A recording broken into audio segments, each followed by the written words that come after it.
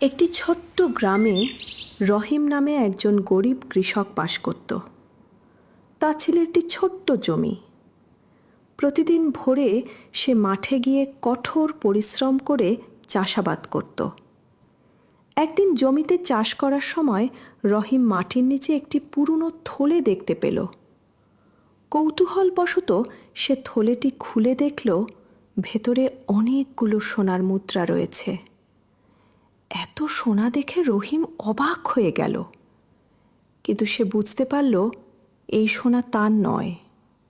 তাই সোনা নিজের কাছে না রেখে প্রকৃত মালিককে খুঁজে বের করার সিদ্ধান্ত নিল।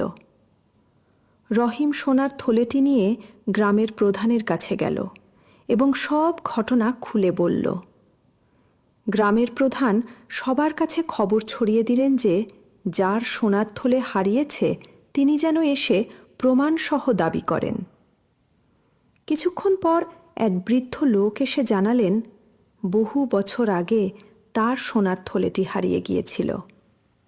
তিনি থলের বর্ণনা ও ভেতরে থাকা মুদ্রার সংখ্যা ঠিকভাবে বলতে পারলেন। এতে সবাই নিশ্চিত হল যে তিনিই প্রকৃত মালিক। রহিমের সততায় বৃদ্ধ লোকটি খুব খুশি হলেন।